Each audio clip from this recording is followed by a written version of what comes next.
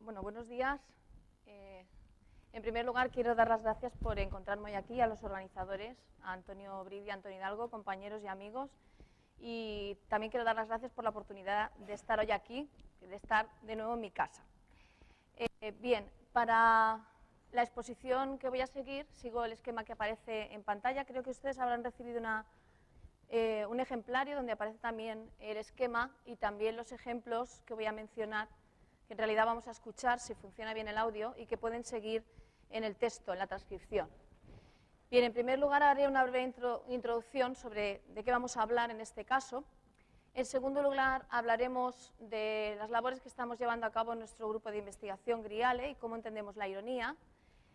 Y en los puntos del 3 al 5 desarrollaré brevemente, por cuestiones también de espacio y de tiempo, nuestro modelo para explicar la ironía, a partir, en principio, del modelo neogriceano propuesto por Levinson y el desarrollo que llevó en su día nuestra compañera, miembro también de GRIALE, Susana Rodríguez Rosique, que también estuvo presente en este congreso. Y por último, esto nos llevará a una nueva definición de ironía, que en principio es una tentativa, donde también esbozaremos algunas relaciones con el humor, pero ya digo que es meramente una tentativa. Bien, la primera pregunta que cabe hacerse es por qué la ironía es un hecho pragmático, porque es el título en principio. Es un hecho pragmático porque atendería a la definición que propusimos en nuestro libro sobre hechos pragmáticos del español, es decir, un hecho pragmático es un fenómeno lingüístico que se explica a la luz de la pragmática, y de este modo pueden explicarse, por ejemplo, el sujeto discursivo, la modalidad, la metáfora o el discurso representado. De esta manera, la ironía se puede explicar también como un hecho pragmático, como intentaremos mostrar. La pregunta es, ¿qué es la ironía? La ironía, en todos los estudios, luego haré mención a algunos de ellos, se dice que es se refiere a una implicatura conversacional particularizada, es decir, se infiere meramente de manera contextual. Esto supone que es un fenómeno difícil de explicar, es decir, como está sujeto al contexto, a cada contexto de uso que hacen los hablantes son irónicos en determinados contextos, y esto supone que existe una dificultad de partida para el pragmatista, en nuestro caso, para explicar esta cuestión. Además de estas definiciones de ironía, se extrae también que hay pocas generalizaciones a ejemplos reales. La mayor parte de los ejemplos que aparecen en los trabajos de relevancia, por poner el caso más paradigmático, son ejemplos construidos ad hoc, donde se capta la ironía, pero ha sido una ironía construida ad hoc. ¿Qué es lo que estamos intentando desarrollar en nuestro grupo de investigación, el grupo que yo dirijo en la Universidad de Alicante? Pues estamos intentando precisamente referirnos a la ironía en ejemplos reales y, en principio, intentar superar la barrera de que se debe a un hecho puramente contextual. Para ejemplificar hoy esta cuestión me apoyaré en el corpus de Valesco, ya que aprovecho mi doble faceta de directora del Grupo de Investigación GRIALE y miembro desde su fundación del Grupo de Investigación Valesco, y vamos a ver ejemplos del corpus Valesco publicado, del corpus de conversaciones coloquiales, del cual tienen ustedes referencia en la fotocopia, y también ejemplos del nuevo corpus que se está digitalizando en estos momentos. Bien. Nuestro grupo de investigación ha disfrutado está disfrutando de sendos proyectos de investigación. El primero de ellos, que fue para el periodo 2004-2007, se refería explícitamente a la ironía, aunque tenía una vertiente aplicada. Estábamos intentando aplicar los resultados pragmáticos a la clase de español lengua extranjera. Y el segundo proyecto, que es el que está actualmente en vigor, es para el periodo 2008-2011, y en este caso hemos extendido, no vamos a ver solo la ironía, también vamos a trabajar el humor, estamos haciéndolo, estamos empezando en realidad, por eso he dicho también que era una tentativa, e intentamos aplicar esos resultados a la clase de español como lengua extranjera. Resaltaré simplemente dos publicaciones, una de ellas es el libro que se titula Dime cómo ironizas y te diré quién eres, una aproximación pragmática a la ironía, del cual tienen ustedes referencia, donde intentábamos establecer los parámetros de teorías, de indicadores o marcas de la ironía y de otros fenómenos que pueden constituir una explicación aproximada de cómo es la ironía en español o cómo funciona al menos en español. El segundo trabajo es un trabajo que está en prensa, del cual ya llevamos 3 versiones, que se llamará ¿Estás de broma? 20 actividades para practicar la ironía en clase de L. Es un trabajo que va a salir en la editorial Edinumen, como Grupo Griale, y donde se ve la aplicación de estos resultados. Bien, pues dicho esto, pasamos al segundo punto, a ver cómo podemos enfrentarnos al estudio de la ironía en un corpus propiamente coloquial. Y para ello, la pregunta que nos hacemos es si es coloquial el fragmento que vamos a escuchar ahora, si funciona bien el audio. Si es irónico, perdón. No se oye. Se oye aquí, perdón. Solamente se oye aquí.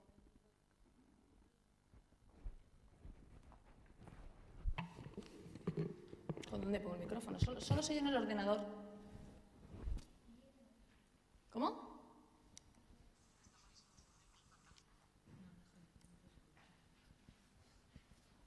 Antes se oía, perdón.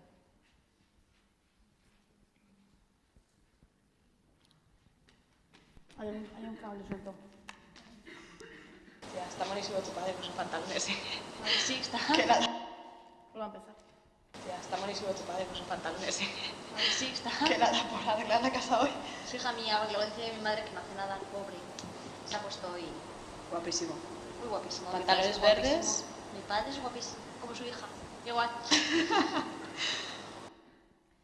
Bien, tenemos aquí un fragmento de conversación, no sé si se puede escuchar bien, se puede seguir en el texto. Es un fragmento que supone una secuencia al margen de lo que se está tratando en la conversación, donde estas dos hablantes, A y B, que son mujeres, pues ironizan sobre el padre de una de ellas.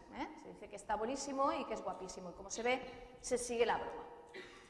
Bien, ¿qué pasa con un fragmento como este? Si intentamos analizarlo a partir de los modelos pragmáticos que tenemos a nuestra disposición, el modelo de Grice, que viola la máxima de cualidad, el modelo de la relevancia, de que es un eco, el modelo de fingimiento, etcétera, pues vemos que está bien ese modelo, que se puede aplicar, pero que nos faltan cosas, que hay cosas que no podemos explicar tomando esos modelos. En segundo lugar, aquí no tenemos una ironía mínima, es decir, no es una ironía que se produce en una única intervención, como dicen muchos trabajos, sino que es una ironía continuada, donde vemos que las dos participantes colaboran. Y en tercer lugar, no es un mecanismo de descortesía, es decir, no es una ironía negativa, sino una ironía que, aunque se puede ver de manera negativa hacia el padre, en este caso, sirve para socializar, para establecer lazos de camaradería entre las dos participantes. Bueno, estos son algunos de los problemas que nosotros hemos encontrado al enfrentarnos a corpus reales, y en este caso al enfrentarnos a corpus reales coloquiales. Para intentar solucionar estos problemas, y habiendo pasado por las fases de evaluación de otros modelos, hemos llegado a una explicación que se apoya, como decía, en el modelo neuriziano de Levinson. Este modelo supone la violación implícita o abierta del requisito previo de cualidad que propone Levinson. Según él, todo intercambio comunicativo se basa bajo la idea de diga la verdad. En la ironía veremos que eso en principio no es así. La violación de este principio invierte de manera particularizada los principios conversacionales. Los principios propuestos por Levinson se refieren a principios generalizables, a implicaturas conversacionales generalizadas. Lo que vemos en la ironía es que ese fenómeno es particular, pero afecta a esos aspectos más generales. Por tanto, la ironía sigue concibiéndose como un fenómeno dependiente del contexto, pero se relaciona, entronca con principios que tienen un carácter o un alcance más amplio. Vamos a ver estas ideas. Tendríamos, por un lado, según el modelo de Levinson, que recuerdo que es la propuesta que ha hecho Susana Rodríguez Rosique, el prerequisito de cualidad previo y un conjunto de principios, principios de cantidad, de manera y de informatividad. Vamos a ver cómo funcionan estos principios en relación a la ironía. El prerequisito de cualidad, como mencionaba, dice, diga la verdad. ¿Qué es lo que ocurre en la ironía? En la ironía el hablante no dice exactamente la verdad, dice otra cosa o dice lo contrario de lo que se espera. En este caso, al usar la ironía, se utilizan ciertos elementos que nosotros llamamos marcas, es decir, elementos que ayudan a la interpretación irónica y que le están indicando, en este caso al destinatario, que no se está diciendo exactamente la verdad. Las marcas que nosotros hemos analizado aparecen aquí, hemos analizado la entonación irónica, los acotadores en sentido irónico, los entre comillas, incluso algunos gestos, marcadores de varios tipos o evidenciales.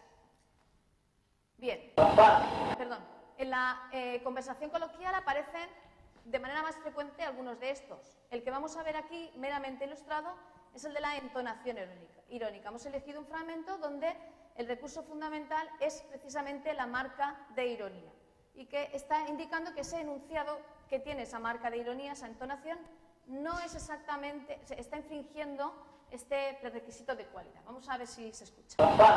La prueba de guardia y se pincha. ¿A qué hora? ¿Desde ahora? Ya. Píchate ahora. Te estoy diciendo que hemos pegado 11 tragos de whisky, pues voy a pincho ahora. Ah, no hacen nada. Lo que no se puede tomar. Bien, en este caso, el enunciado pínchate ahora, de A, podemos ver que lo que hace es simplemente, podríamos pensar, reproduce simplemente lo que dice C.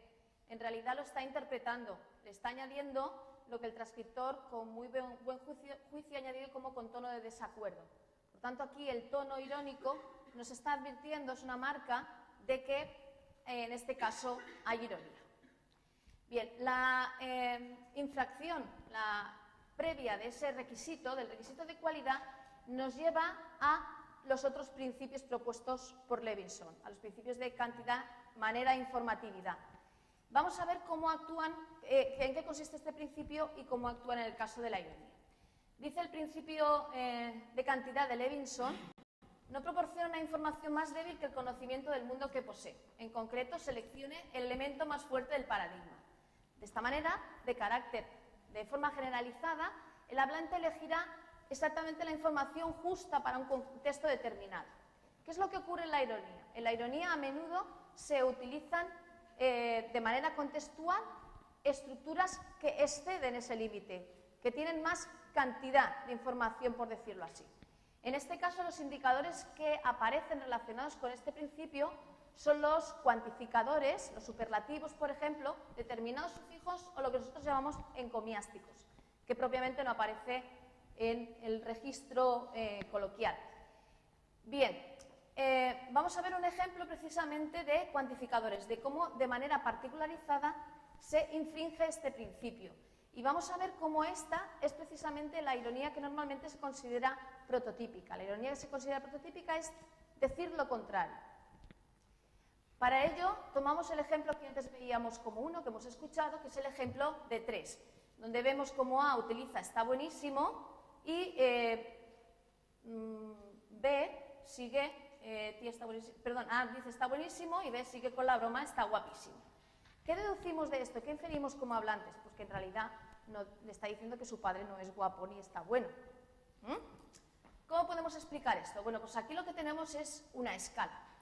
En la escala estándar, es decir, como implicatura conversacional generalizada, que sería lo que se ajusta al principio de cantidad propuesto por Levinson propiamente, tenemos una escala, en este caso, donde se ha utilizado guapísimo, de una manera no irónica en este caso, y la aparición de guapísimo entraña al miembro más débil, guapo. Y lo que hace es negarlo, por tanto. Si yo digo, es un chico guapísimo, es más que guapo. En el caso de la escala que funciona en la ironía, lo que se hace es invertir de manera particularizada esta escala, de forma que el uso de guapísimo ya no entraña a guapo, sino que lo que hace es negarlo. Es decir, si decimos tu padre está guapísimo, estoy diciendo tu padre no está guapo, con esos pantalones verdes. Bien, este sería el caso de ironía prototípica relacionado con el principio de cantidad, relacionado con la idea de decir lo contrario. Pero existen otros indicadores, otros elementos de ironía, que entroncan con otros principios. El primero que vamos a ver es el principio de manera. Dice el principio de manera, indique una situación normal mediante expresiones no marcadas. Según esta idea, en un contexto no marcado, normal, vamos a usar expresiones normales no marcadas. Precisamente lo que encontramos en la ironía son expresiones marcadas, el uso abundante de una serie de indicadores, de elementos de por sí irónicos que están marcados. Entre otros, la variación, entendida así en ámbito amplio, vamos a verlo aquí aplicado al cambio de registro, es decir, el uso de un registro formal en un registro informal es una marca de ironía, en este caso es una expresión marcada, el uso de unidades fraseológicas también lo es, o el uso de determinadas figuras retóricas. Lo vemos con el ejemplo 4, donde los hablantes están comiendo en la playa, conversación que ya conocemos, H38, y hablan de una serie de ventosidades, cuescos, etcétera, por recordar un poco el contexto. Gol de helicóptero, tío. Están infectando el ozono, coño, y luego dicen que no nos echemos spray. Porque tú te tiras cada cuenco, que eso sí. Es que le tuya la capa de ozono, es cloro de carbono. Eso sí es ozono. Eso es bueno porque es sustancia orgánica. Hostia, si es orgánica. Sí, además dice sustancia, tío. Comerá gloria, pero... Además lo repetí Es sustancia gaseosa. Bien, en este contexto observamos que la ironía se produce a lo largo de 14 intervenciones donde los hablantes colaboran activamente para hacer ironía. Es decir, lo que uno dice sirve para que los otros hagan ironía y para que esa ironía sea compartida. Estamos ante un caso de ironía continuada. Y podemos ver que aquí no es decir lo contrario. Hay ironía, pero no se dice lo contrario, se dice otra cosa. ¿Qué recursos encontramos? Los que hemos marcado en negrita en este caso. B dice eso es puro carbono, está hablando de un término técnico, es sustancia orgánica, y esa sustancia orgánica es el que sirve para continuar la ironía aquí. Además del indicador sustancia orgánica, elemento técnico en un registro coloquial, además muy espontáneo, es una conversación totalmente prototípica, pues tenemos otros elementos, como es el caso de con retintín, que sería en este caso un marcador que nos está indicando la entonación irónica. Bien, el último principio al que nos referimos es el principio de informatividad, propuesto por Levinson como un principio de refuerzo. Este principio nos permite desambiguar construcciones. Dice, proporciona la información mínima que sea suficiente para conseguir sus propósitos comunicativos. Es decir, se espera del hablante que dé la información necesaria de manera que no sea ambiguo, sea claro, etc. ¿Qué encontramos en la ironía?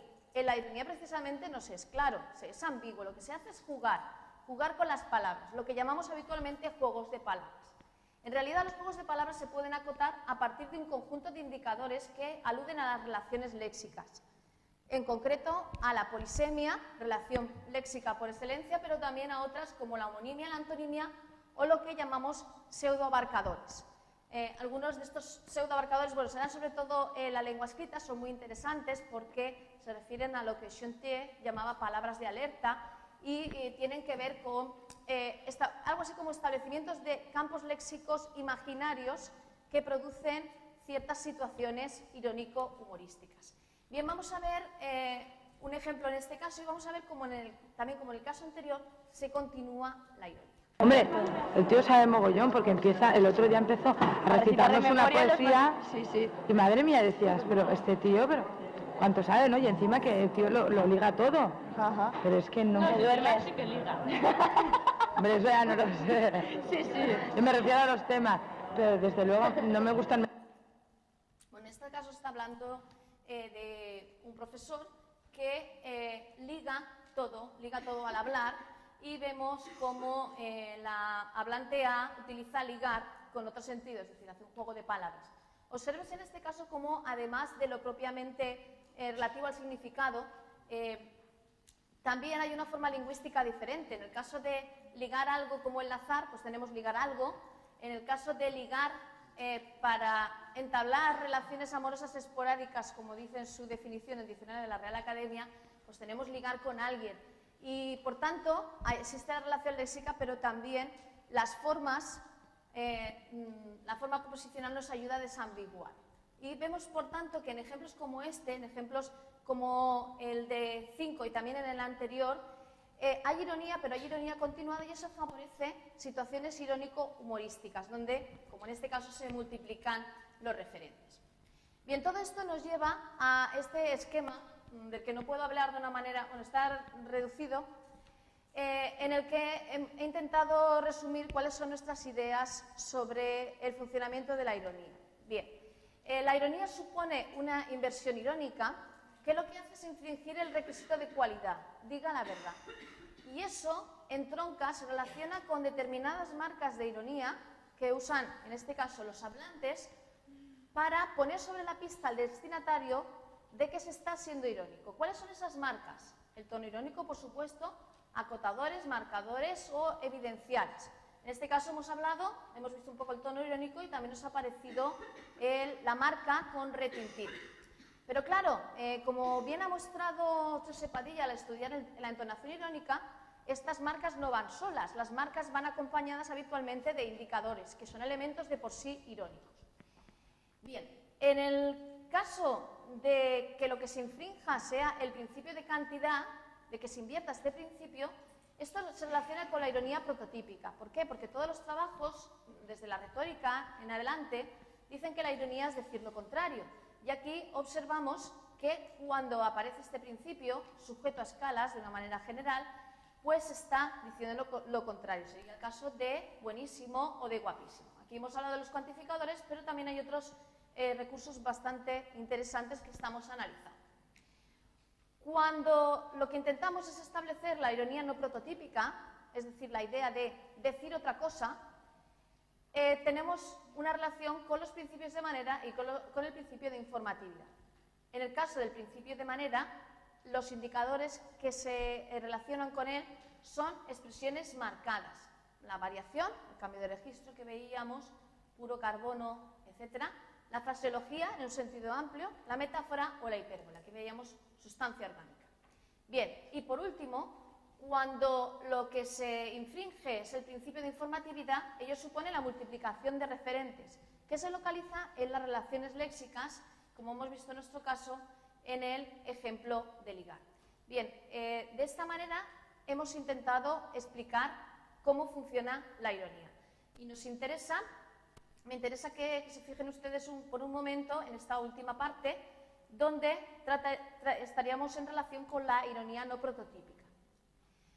Bien, de este modo podemos proponer una definición que en realidad es una definición bastante tautológica, diciendo que la ironía es un hecho pragmático de carácter contextual que invierte los principios conversacionales y que se apoya en marcas e indicadores para lograrlo. De este modo, la ironía prototípica se relaciona específicamente con el principio de cantidad. Y la ironía no prototípica se relaciona con los principios de manera e informatividad. Y como hemos visto en los fragmentos analizados brevemente, y como también expuso mi compañera Belén Alvarado el miércoles, esta ironía no prototípica, sobre todo la que se asocia a informatividad, al menos tenemos esa idea previa, es la que produce secuencias irónico-humorísticas. Es decir, sería el punto donde entronca la ironía con el humor, donde cabría buscar las relaciones de la ironía y el humor. Pero, en fin, solamente quiero indicar esto porque este es un trabajo que estamos iniciando, los estudios sobre el humor, y en este aspecto no menciono nada más. Muchas gracias.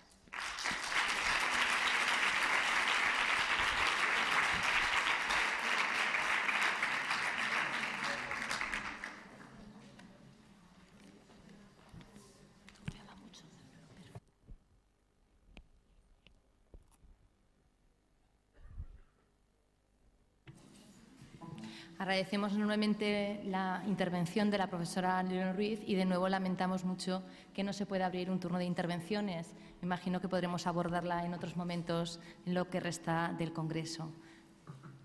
Y damos paso ahora a la última intervención de la mañana, es la intervención de la profesora Diana Bravo.